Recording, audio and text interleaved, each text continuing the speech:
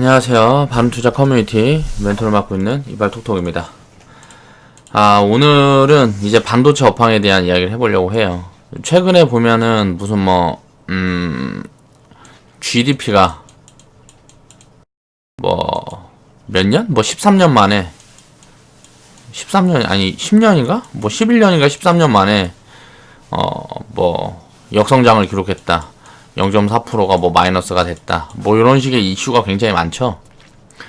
우리나라가 지금 2008년도 이후에 2009년부터 2016년까지 이제 보면은 기업들이 이익을 100조 정도를 벌었단 말이에요. 100조 정도를 벌었다가 2017년도에 이제 반도체가 이제 4차 산업 호황이 시작이 된 거예요. 이게 호황이 되면서 이제 클라우드 서비스, 그러니까 클라우드 기업들이 이제 데이터 센터를 엄청나게 늘리면서, 그동안에는 이제 PC 수요만 있었는데 이 PC 수요가 이제 보면은 구글이라든가 이런 데서 이제 유튜브, 지금 제가 이거 하고 있는 유튜브가 성장하고, 아마존에서 아마존 온라인 마켓이 엄청나게 성장을 했죠. 온라인 마켓이 성장하면서 어떻게 되고 있어요? 지금 경기가 안 좋아서 지금 공실이 보면은 건물들 공실이 막 늘어나는 것들이 아니고, 그런 부분들도 물론 작용을 하지만 그건 이제 비중이 약하고, 이 온라인 마켓이 엄청나게 성장하면서 소비 패턴이 바뀌고 있는 거예요.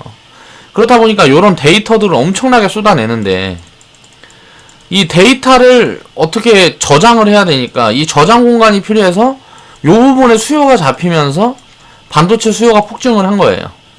그래서 2015년에 굉장히 안 좋은 업황을 가지고 있었기 때문에 이제 투자가 둔화가 됐었어요. 반도체 투자가 둔화가 돼 있으니까 어때요? 자, 공급이 딸리는 거야. 공급이 딸리면서 2016년도에 회복하고 2017년도에 폭발적으로 터지면서 전체 우리 한국의 기업이 100조를 벌었었는데 이게 150조를 벌게 된 거예요. 그러면서 이제 코스피가 지수가 움직이기 시작한 거죠. 이 지수가 움직인 게 전부 이 반도체 때문에 움직이기 시작한 거란 말이에요. 다른 쪽은 업황들이 다 안 좋았으니까. 그러면 앞으로는 어떻게 될 거냐? 자, 데이터 사용량이 어떻게 될 거예요? 우리가 딱 생각해보면 사용량이 엄청나게 앞으로 폭증을 하겠죠. 계속 증가를 할 수밖에 없다는 거예요. 왜? 우리가 요즘 저는 이제 지하철은 탄지는 오래됐지만, 사실 오래된 게 아니고 타본 적이 별로 없지만, 지하철 같은 거 타면, 드라마 같은 거 봐도 어때요? 지하철 딱 사람이 타면 전부 다 핸드폰만 보고 있잖아요? 다 유튜브 보고, 노래 듣고, 영화 보고, 전부 그러고 있단 말이야. 버스 같은 거 타도 마찬가지고. 어디 식당 같은 데 가도 마찬가지예요. 전부 핸드폰만 보고 있어요. 자, 이 데이터 사용, 이게 다 뭐예요? 데이터를 소비를 하는 거예요, 소비. 이 소비량이 늘어나면 늘어날수록 데이터 사용, 데이터 저장 공간은 확보를 더 해야죠. 그래서 이 부분의 수요가 폭발할 수 있는 이 구조가 갖춰져 있다는 거야. 요것 때문에 반도체 업황이 일단 못해도 1년에서 3년은 굉장히 좋을 수가 있다. 기존에는 중국에 이런 것들을 예상이 됐기 때문에 중국에서 반도체 가격이 너무 비싸고 하니까 우리가 만들어 쓰자. 그렇게 해서 반도체 굴기를 가지고 나왔는데 미국이 안 돼. 노사인을 딱 하면서 어떻게 돼요? 미중 무역 분쟁이 시작이 됐죠. 자, 이렇게 되면서 어떻게 돼요? 우리나라는, 한국은 감사합니다가 된 거예요. 그냥 감사합니다 됐어요. 이제 반도체 업황이 이제 어느 정도 좀 꺾이고, 공급량이 엄청나게 늘어날 거니까 1, 3년 동안은 안 좋을 가능성이 굉장히 컸는데, 이제 또 호황으로 바뀌어버리는 거예요, 업황이. 그럼 반도체 업황이 호황이 이제 예정이 돼 있어. 자, 주가는 어때요? 주가는 2018년도 무역분쟁, 미국이랑 중국이랑 싸우면서, 중국이랑 싸우면서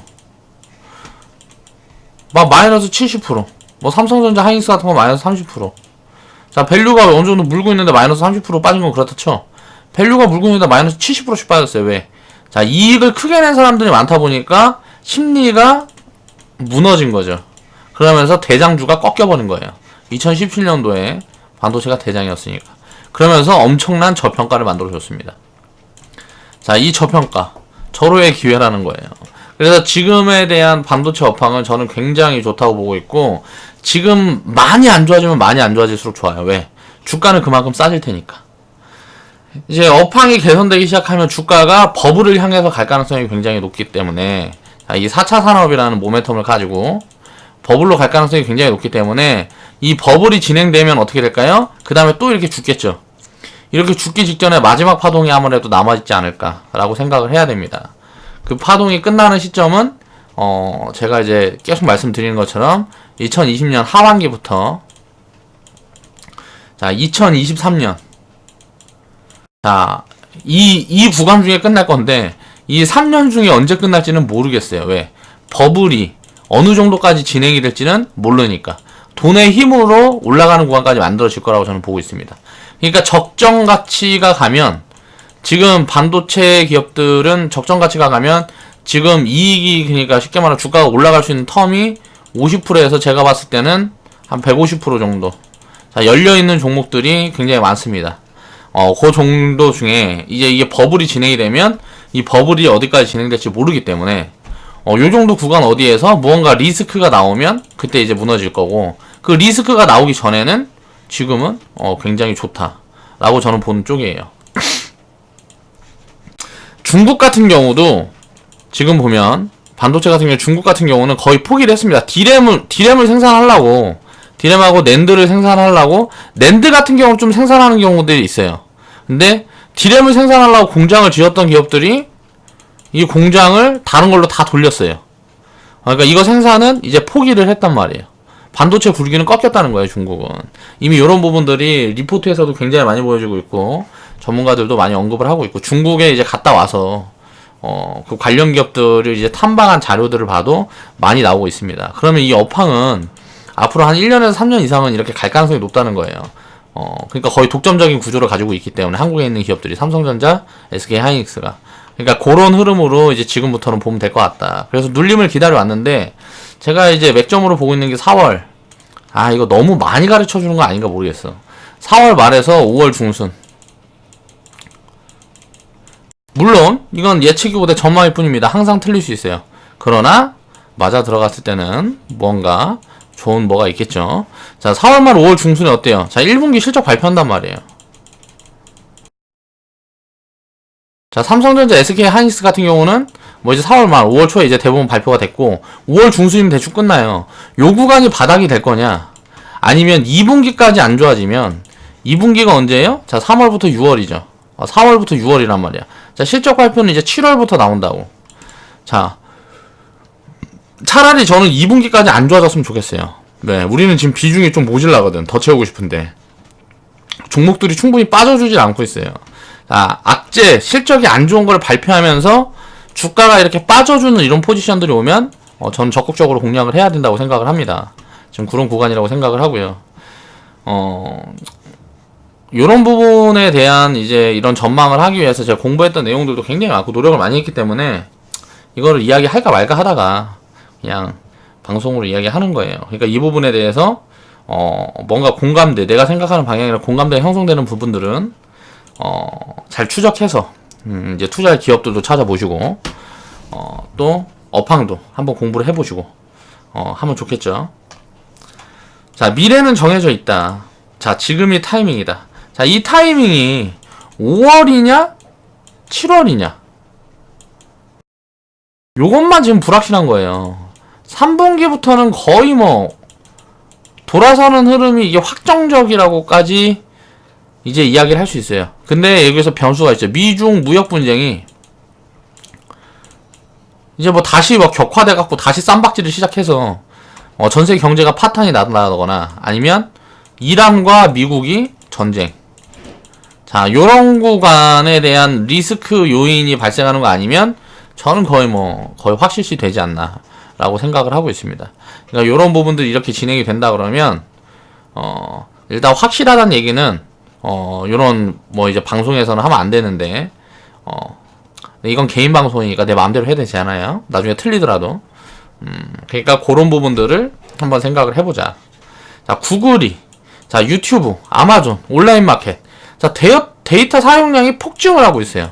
앞으로 5G가 깔리고 이제 사물 인터넷으로 진행이 되면 어떻게 될까요? 사물 인터넷 시대가 진행이 되면 이 데이터 양은 훨씬 늘어나겠죠. 그럼 메모리 반도체는 당연히 좋을 수밖에 없는 거예요. 이 데이터 센터를 구축을 하는데 D램이고 낸드고 엄청나게 들어가야 된단 말이야. 그러니까 이런 부분들이 공급이 한순간에 딱 될 수는 없기 때문에 공급량이 늘어나려면 한 1, 2년 정도 준비를 해야 되잖아. 그래갖고 중국 같은 데가 1, 2년 정도 준비를 하고 있던 중에 이거를 다 포기를 해버렸기 때문에 지금 업황이 좋은 거예요. 만약에 중국이 이게 다 D램 찍어내고 낸드 찍어내고 뭐 한다 그러면 물론 삼성이나 SK처럼 고품질의 사양의 반도체는 제작을 못하겠지만 저품질이 대량으로 공급되면 당연히 전체적인 가격을 끌고 내려올 수밖에 없기 때문에 이런 부분들 때문에 저는 2017년도에 굉장히 안 좋게 이야기를 했던 거고, 근데 이런 부분들이 해소가 됐으니까 안 하게 됐으니까 오히려 2018년도 무역 분쟁이 반도체 업황에는 굉장히 좋은 시그널을 주고 있다. 물론 주가는 그때 2017년도에 비하면 굉장히 많이 빠져 있지만 그렇기 때문에 더 좋은 거죠. 이제 지금 신규로 진입하는 사람들은 2017년도부터 보유를 하고 있다. 참 깝깝한 거죠. 지금 사야 될 타이밍인데 팔 수도 없고. 그래서 항상 남들이 떠들고 있는 초호황에는 접근을 하는 게 아니에요. 항상 악재를 사라. 악재를 사랑하자. 이런 부분들에 대한 코멘트들을 제가 계속 반복하고 있죠. 데이터 센터를 확장을 하려고 그러면 D램, 낸드는 필수 소재다. 필수 소재라고. 그러니까 이쪽을 생산해내는 기업들은 당연히 좋을 수밖에 없죠. 실적 악화에 대한 불안감 조성은 반가운 매수 포지션이다. 그러니까 실적 악화에 대해서 막 떠들면서 지금 언론이 떠들고 있는데 주가가 안 빠져주고 있단 말이야. 반도체 기업들이 좀 무너져주면 좋은데 이게 빠져주진 않고 있어요. 지금 그래서 계속 기다리고 있고, 조금이라도 빠져갖고 지금 내가 원하는 밸류 매력이 생기는 종목들은 차곡차곡 채워가고 있습니다. 그러니까 그런 종목들을 채워갈 수 있는 시점이 어디까지 올지 모르겠지만 지금 당장은 기회를 줄 때마다 담아가는 포지션으로 봐야 되지 않나 라고 개인적으로 생각을 하고 있고요. 가치와 밸류를 추적을 해서 매력적인 기업을 찾아서 매집을 해보자. 근데 이 매집 기간이 그렇게 오래 있지 않을 것 같아요. 매집을 할 수 있는 기간들은 이제 오래 남아있지 않은 것 같고, 내 개인적인 생각으로는 요 중에 한 군데 될 수 있는데 5월달에 만약에 자꾸 이제 턴을 해버리면 요거는 이제 신규 진입은 굉장히 좀 깝깝한 조금 애매한 구간으로 도달할 가능성이 높습니다. 그래서 5월달에 턴을 해버리면 너무 무리해서 쫓아다니지 말고 이제 뭐 다른 섹터를 담아가면 되겠죠. 다만 자, 실적 악화 요런 부분들이 이슈화 되면서 반도체 섹터분들이 전체적으로 조정이 나올 때 기업 가치라든가 밸류 이런 것들을 분석을 해서, 저 같은 경우는 이제 100%를 기준으로 보기 때문에 이 이상 갈 수 있냐 없냐를 놓고 밸류 분석을 합니다. 근데 물론 다 본인들마다 이제 투자를 해가는 그런 부분들이 있을 테니까 이 기대 수익률이 작은 분들은 그냥 대충 담으면 나올 것 같아요. 자, 2분기든 3분기든 업황계에서는 이미 결정난 거나 다름없다. 자, 예상부터는 악재가 튀어나와 준다 그러면, 자, 이란 이슈 같은 거 튀어나와 주면 땡큐라고 생각하면 담으면 되겠죠? 자, 반도체 비중을 지금 이제 우리는 포트 비중이 제가 보니까 한 10%에서 한 15% 차이는 것 같아요. 포트 비중을 이거 한 곱하기 2 정도로 늘리고 싶어요. 그런데 그런 기회가 올 수 있을지 모르겠습니다. 잘 눌려주고 있지 않아서 종목들이. 자, 반도체 지수예요. 반도체 지수를 보면 4월달, 5월달에 굉장히 지금 4월달에 이야기가 많이 나왔는데 실적 악화에 대한 이야기가 많이 나왔는데 오히려 주가는 올라갔단 말이에요. 주가가 이게 빠져줬으면 좋은데, 주가 좀 빠져줬으면 요 구간에 이제 머물러 있을 거 아니에요, 반도체 지수가. 그러면 이건 완전 맥점이거든요. 근데 이게 지금 밀리질 않고 있어서 요 부분이 조금 아쉽다. 이제 밀려주는 구간이 오면 굉장히 좋은 포지션이 올 것 같고, 지금은 선별을 굉장히 잘해야 되는 것 같아요. 기대 수익률이 좀 저희가 생각하는 것처럼 높은 사람들은. 자, 2015년도에 브렉시트 때 업황이 굉장히 안 좋았다가, 자, 업황이 좋아지기 시작하면서 2017년도에 자, 초호황 막 떠들면서, 그때 당시에 뭐 PER이 4배니 5배니 4배니 5배니 PER이 막 떠들었죠. 지금 SK 하이닉스는 어때요? 이때 당시에 뭐 4배 5배 떠들었단 말이에요, 하이닉스. 지금은 퍼가 얼마예요? 퍼가 거의 뭐 10배까지 내려왔단 말이야. 어때요? 실적이 둔화되니까 퍼가 당연히 낮아지는 거예요.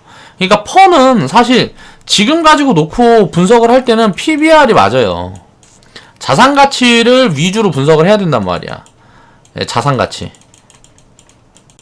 이거 퍼는 뭐예요? 성장이에요, 성장. PER. 성장 지표에 좀 가깝단 말이에요. 지금 이익을 내고 있는 이 수준. 더 확대될 거냐 아니냐를 봐야 되기 때문에 업황을 공부를 해야 된다고. 퍼를 놓고 공부를 해서 싸다 그러고 사는 거는 이건 미친 짓거리예요. 싼 거는 PBR로 놓고 보는 거라고. 퍼 같은 경우는 ROE나 비슷한 관점입니다. 그래서 이런 부분들은 앞으로의 방향성에 더 집중을 해야 된다. 그러니까 PBR도 엄청 내려와 있어요. 지금 반도체 섹터는. 왜? 여기서 지수가 보세요. 포인트가 내가 2017년도에 절대 담지 마라 했던 구간이 이 구간이란 말이에요. 2017년도 구간이. 이렇게 올라가는 중에 올라타는 거는 저는 안 된다고 생각을 해요. 개인적으로. 업황이 거의 끝나가는 이런 시점에는. 물론 명확하게 뭔가 보여진다 그러면 모르겠지만. 그래서 2017년도에는 중국에 대한 이슈가 있어서 중국이 반도체 굴기. 자, 이렇게 해서 이렇게 투자를 진행을 한다. 중국이 투자를 대량으로 진행하는 이런 모습들이 보였기 때문에 공급량이 늘어날 것 같고, 지금 마진이 50%인데 이 당시만 해도 이거는 솔직히 말이 안 되는 마진이다. 지금 수요가 너무 폭발하는데 공급량이 받쳐주지 못하니까 마진이 조금 왜곡을 벌여준 거다. 자, 이런 관점으로 저는 절대 반도체는 좋지 않다고 얘기를 했어요. 전부 다 좋다고 얘기할 때 저는 안 된다고 얘기를 했습니다. 그 이유가 요런 근거를 가지고 이야기를 한 거란 말이에요. 그냥 마구잡이로 떠드는 게 아니라고. 다 분석을 하고 내가 방향성을 예측을 해서 결국은 결과론적으로는 맞았지만 이게 맞았다 틀렸다를 논하기 위해서 이런 얘기를 하는 게 아니에요. 항상 담아갈 때는 악재가 난무할 때 방향성을 보는 거예요. 이 악재가 진짜냐? 진짜 악재냐? 아니면 이 방향성을 놓고 지금만 안 좋은 거냐? 자, 1, 2년 후에 좋아질 거면 1, 2년 후에 좋아질 거면 단기적인 관점은 다 버리란 말이야. 이 타이밍을 어떻게 잡어? 올라가는 시점을 잡아내고 싶어 하잖아. 물론 이렇게 방향성만 체크해서 이렇게 한다 그래도 타이밍이 잡아집니다. 잡아지는데 잡아지면 땡큐고 조금 더 미스가 나서 더 빠졌다 가도 괜찮은 그런 밸류 수준을 책정을 할 줄 알아야 된단 말이에요. 자, 1350포인트에서 750포인트까지 빠졌어요. 얼마나 빠졌어요? 지수가 마이너스 60% 빠졌어요. 반도체 지수가. 종목들은 어때요? 마이너스 70%, 막 심한 거는 마이너스 80%까지 내놓은 것도 있어요. 근데 마이너스 80% 내놓은 건 조금 뭐 이상한 거고, 실적도 없고 뭐 그런 애들이고, 굉장히 실적이 좋고, 자, 뭐하고 한데 이익이 둔화되면서 이렇게 빠진 종목들이 먼저 올라가 줬죠. 그런 종목들 중에 우리는 이제 한 2개 정도 100%가 나왔는데, 그 이상으로 이제 앞으로 1, 2년, 2, 3년 후에 이걸 좀 비중을 많이 채워넣으면 요 섹터군에서 굉장히 많이 나올 수가 있다. 그래서 그쪽으로 비중을 좀 많이 채워가기 위해서 지금 들어올란 종목들, 또 아직 밸류가 부각받지 않은 종목들, 엄청 저렴한 종목들을 추적해가면서 찾아내고 있는 거예요. 제가 2017년도에는 요런 아까 이야기했던, 방금 전에 이야기했던 그런 근거로 이거는 절대 안 된다라고 이야기를 했던 주라면, 제가 11월 달부터 10월 달부터는 반도체에 대한 이야기를 굉장히 많이 떠들었습니다. 회원분들한테. 여기에 대한 이 업황에 대해서 나는 이거 굉장히 좋게 본다. 일단은 최선호다. 라고 이야기를 굉장히 많이 했고, 지금 최악의 실적을 발표하고 있는 요 구간이 마지막 맥점이다라고 생각을 했는데 주가가 밀려주질 않고 있어요. 올라가기 시작하더니 밀려주질 않고 있어. 만약에 밀려준다 그러면 이런 미래 업황을 생각을 해서 무언가 지금 내가 이렇게 바라보는 근거, 이런 방향 스탠스가 바뀌지 않으면, 자, 방향성이 뭐예요? 자, 미중 무역 분쟁. 자, 이런 스탠스가 바뀌지 않으면 그냥 끌고 가는 거예요. 그리고 뭐 이란 이슈. 그러니까 이런 것들로 리스크가 오면 더 좋다고. 더 싸게 살 수 있는 기회니까. 근데 이제 뭐 기업들이 예를 들어서 투자를 엄청나게 해서 반도체 공급량을 늘린다라는 이런 뉴스들이 나오면, 자, 이러고 나서 이제 한 1, 2년 후에는 이제 디램이나 뭐 낸드 이쪽은 그렇게 뭐 진입 장벽이 그렇게 크지 않습니다. 일단 디스플레이 쪽이 제일 가볍고 1, 2년이면 다 따라옵니다. 디스플레이는 공정만 세워놓으면 찍어낼 수 있어요. 그런 제조업이고 기술력이 지금 그쪽까지 그 정도까지 와 있는 거고, 반도체 같은 경우는 이것보다 조금 더 걸릴 수 있어요.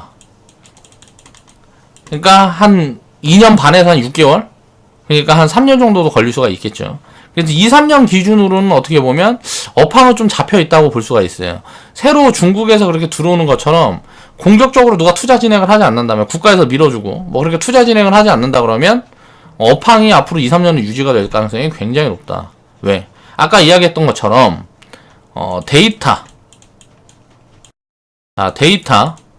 자, 이 공급량이, 이 수요가 폭발을 하고 있기 때문에, 자, 저장을 할 수 있는 데이터 센터. 자, 센터 이 투자가 클라우드 기업들이 엄청나게 폭증이 할 수밖에 없기 때문에, 누군가 투자를 진행하기 시작하면 엄청나게 빠른 속도로 반도체 가격이 다시 되돌림이 시작될 가능성이 높습니다. 그런 부분들을 알고 있기 때문에 미리 이렇게 주가가 반영하는 거라고 생각을 하고요. 눌림이 나와줘서 좀 조정을 많이 받아주면 오히려 더 좋은 기회다. 근데 조정을 받아주지 않고 그냥 이렇게 뻗어버릴 가능성도 있습니다. 그렇기 때문에 지금 충분히 채워놓고 빠지면 어때요? 자, 이거는 추가 매수. 물론 지금 많이 올라와 있는 종목들을 따라잡으면 안 돼요. 그런 종목들을 철저히 외면하고 밸류, 가치 분석을 해야 되기 때문에 그래서 어려운 거죠. 지금 KC텍 같이 이렇게 올라와 있는 종목들은, 자, 이런 종목들을 사는 건 좀 애매합니다. 이런 종목들을 사는 건 안 된다고. 이건 이미 가진 자의 영역이에요. 자, 하나머티리얼즈. 요거 노코멘트 하겠습니다. 자, 하나머티리얼즈를 우리가 11월 달에 먼저 제가 사인을 드려갖고 이제 진입을 했었던 것 같고, 12월 달에 반도체가 이제 미중시가 폭락하면서 하락이 만들어졌어요. 그러면서 요 바닥 구간에 이제 편입해서 100% 수익 스토리 영상으로 한번 찍었었죠. 자, 수익 스토리에서 이야기했던 종목이 하나머티리얼즈, KC텍 요 두 종목이 있는데, 이게 이제 제 생각에는 1년에서 한 3년 지나면 요 종목이 이제 두 종목이, 우리가 이제 회원분들이 100% 이상 이제 만들어진 종목이 두 종목이 10종목, 30종목 요렇게 될 수 있다. 그렇게 될 수 있을 가능성이 높다라고 생각을 하고 있습니다. 물론 눌림이 나와서 우리가 많이 채워갔을 때, 지금은 이제 현재 지금 10% 20% 비중 정도 지금 가지고 있는데, 포트에 이것보다 더 확대할 수 있으면 좀 확대를 하려고 보고 있다. IT에서 자, OLED, 자, 디스플레이 관련 기업들하고, 디스플레이 관련 기업들은 조금 더 짧다 그랬어. 업황이 앞으로 한 1, 2년. 자, 그리고 반도체는 이제 시스템 반도체 최근 떠드는 게 많은데, 시스템 반도체 말고, 자, 메모리 반도체 쪽, 요쪽에서는, 이쪽 업황은 제 생각에는 한 3년까지도 갈 수 있을 가능성이 굉장히 높다고 보여요. 그러면 우리가 포트에 채워놓은 종목들 중에 OLED 관련주들을 먼저 치워가겠죠, 나중에는. 그리고 반도체 관련주들도 이제 살짝, 이제 차근차근 좀 비중을 축소해가는 그런 관점들이 앞으로 2, 3년 후, 지금부터 2, 3년 후면 언제예요? 2020년. 그리고 2021년. 요 구간에 이제 비중 축소를 많이 해나가지 않을까. 자, 그 전까지는, 주가가 많이 올라와 있지 않고 밸류 매력이 있다. 계속 강조를 하고 있습니다. 지금은 이때 당시에 11월달, 12월달에는 아무거나 샀어도 됐어요, 사실. 11월달, 12월달에는 아무거나 사도 바닥 구간이었는데, 지금은 많이 올라와서 밸류 매력이 별로 없는 종목들도 많아요. 그러니까 밸류 매력이 있는 종목들을 추려서 편입을 해볼, 그러니까 후발주들을 편입을 해볼 만한 자리에 있다. 자, 반도체 업황. 자, 이 정도 맞췄으면 대박이잖아. 자, 2018년도에 제가 증시가 이렇게 폭락을 할 거다라는 부분은 제가 예측을 못했지만, 전체적으로 다 무너졌지만, 그런 부분 말고도 반도체 업황이 지금은 가짜다라고 이야기했던 부분들은 계속 강조하고 있었지만, 이때 우리가 안 샀어요. 안 샀다고. 이때 안 사서 지금 채울 수 있는 거예요. 자, 이때보다 훨씬 쌀 때 살 수 있는 기회를 기다렸기 때문에, 자, 1년간 이렇게 소외되면서, 1년 소외. 자, 1년간 이렇게 소외되면서 기다렸기 때문에 이렇게 싸게 살 수 있는 그런 구간이 우리한테 기회로 다가오는 거다라고 생각을 해야 됩니다. 그래서 올라가는 말에는 절대 올라타는 게 아니에요. 항상 그런 부분들을 잘 인지를 하고 주식 투자를 해야 됩니다. 그래서 반도체 업황에 대한 부분들 자 이제 체크를 해봤는데요. 다음엔 이제 시스템 반도체에 대한 이야기도 한번 해볼게요. 내일 시간이 되면 내일 한번 영상으로 제가 만들어 놓은 게 있으니까 그 부분에 대해서 이야기를 해보고 모르겠어요. 내일 또 수익 스토리 방송을 올리게 될지 방송을 안 하게 될지 잘 모르겠습니다. 일단 오늘 방송은 여기서 마무리 하겠습니다. 자, 반도체 관련 기업들 추적을 해서 좋은 자리에 있는 종목들은 좀 잘 찾아서 편입을 해보면 자, 좋은 결과가 있지 않을까라고 생각이 됩니다. 오늘 영상 마무리 할게요.